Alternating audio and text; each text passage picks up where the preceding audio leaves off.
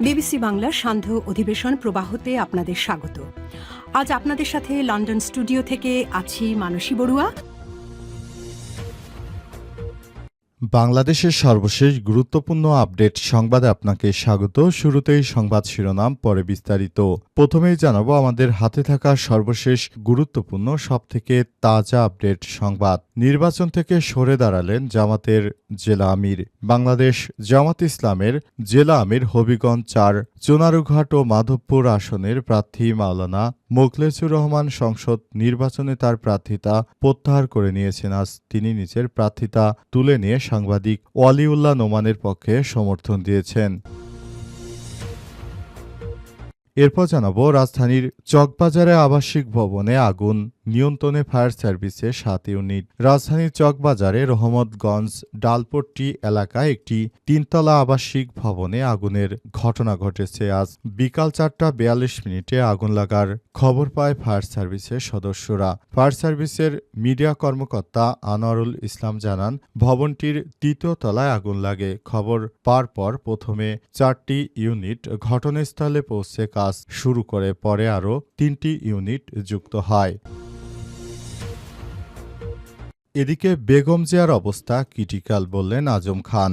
BNP chairperson Begum Khaleda জিয়ার অবস্থা খুবই ক্রিটিক্যাল বলে জানিয়েছেন দলের ভাইস চেয়ারম্যান আহমেদ আজম খান। আজ এই তথ্য জানিয়েছেন তিনি। আজম খান বলেন, বেগম জিয়ার অবস্থা খুবই ক্রিটিক্যাল, তাকে যে কোনো সময় আইসিইউতে ভর্তি করা হবে, কারণ তিনি জীবন মৃত্যুর সন্ধিক্ষণে রয়েছেন। বিএনপি চেয়ারপারসন বেগম খালেদা জিয়া দীর্ঘদিন ধরে অসুস্থ হয়ে এবং রাজধানীর এভারকেয়ার হাসপাতালে ভর্তি রয়েছেন।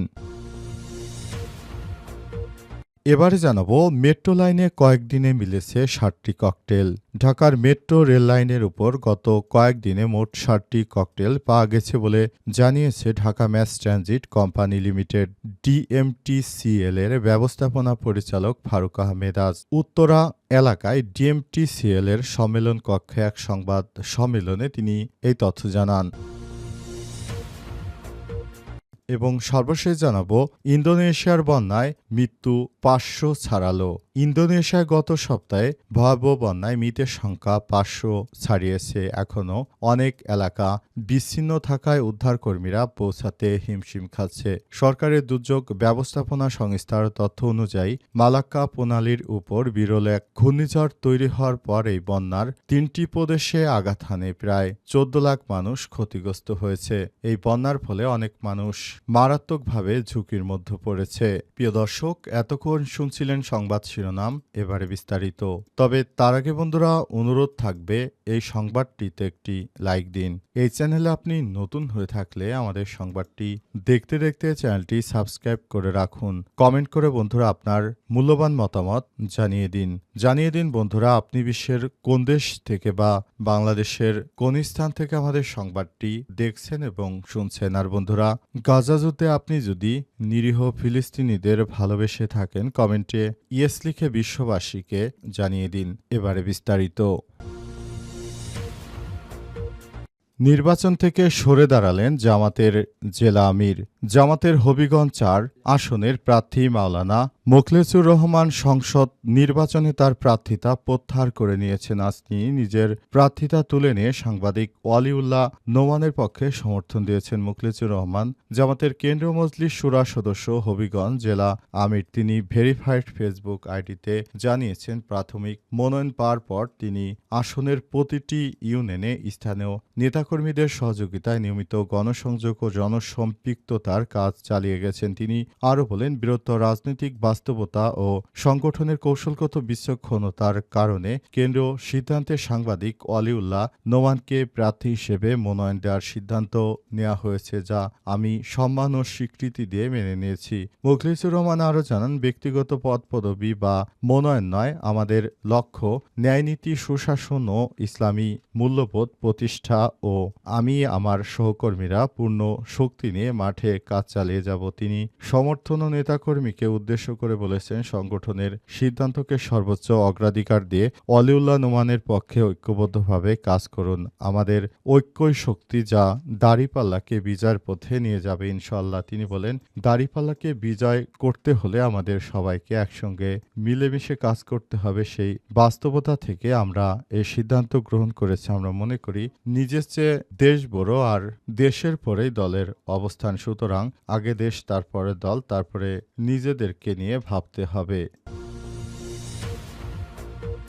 চকবাজারে আবাসিক ভবনে ভয়াবহ আগুন, নিয়ন্ত্রণে ফায়ার সার্ভিসের ৭ ইউনিট। রাজধানীর চকবাজারের রহমতগঞ্জে ডালপট্টি এলাকায় একটি ৩ তলা আবাসিক ভবনে আগুন লাগার ঘটনা ঘটেছে। সোমবার বিকাল ৪:৪২ আগুন লাগার খবর পায় ফায়ার সার্ভিস। ফায়ার সার্ভিসের মিডিয়া কর্মকর্তা আনারুল ইসলাম জানান, ভবনটির ৩য় তলায় আগুন লাগে। খবর পেয়ে প্রথমে ৪টি ইউনিট ঘটনাস্থলে এসে কাজ শুরু করে। এরপর অন্যান্য ইউনিটগুলো সেখানে এসে কাজ শুরু করে। তারা জানিয়েছে, আমরা কাজ করতে করতে ক্লান্ত, কারণ প্রতিনিয়ত রাজধানীতে একটি জায়গায় আবার আগুন লাগার ঘটনা ঘটছে।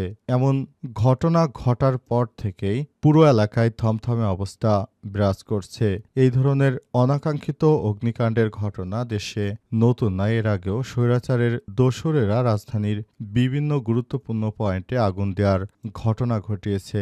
এই আগুন লাগার ফলে সাধারণ মানুষের মধ্যে আতঙ্ক বিরাজ করছে। তবে ফায়ার সার্ভিসের সদস্যরা ১.৫ ঘণ্টার চেষ্টায় আগুন নিয়ন্ত্রণে আনতে সক্ষম হয়। ফায়ার সার্ভিসের পক্ষ থেকে বলা হয়েছে, আমরা সর্বোচ্চ চেষ্টা করেছি আগুন নিয়ন্ত্রণে আনার জন্য এবং অবশেষে আমরা আগুন নিয়ন্ত্রণে আনতে পেরেছি।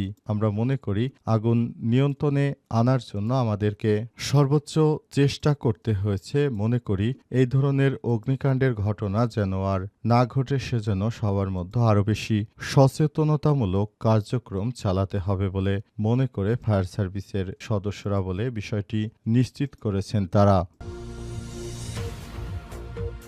বেগম জিয়ার অবস্থা ক্রিটিক্যাল বললেন আজম খান। বিএনপির চেয়ারপারসন বেগম খালেদা জিয়ার অবস্থা খুবই ক্রিটিক্যাল বলে জানিয়েছে দলের ভাইস চেয়ারম্যান আহমেদ আজম খান। আজ দুপুরেই তথ্য জানান তিনি। আজম খান বলেন, বেগম জিয়ার অবস্থা খুবই ক্রিটিক্যাল। এর আগে সকালে দলের মহাসচিব মির্জা ফখরুল ইসলাম বলেছেন, বিএনপির চেয়ারপারসন অত্যন্ত অসুস্থ, হাসপাতালে আছেন তিনি।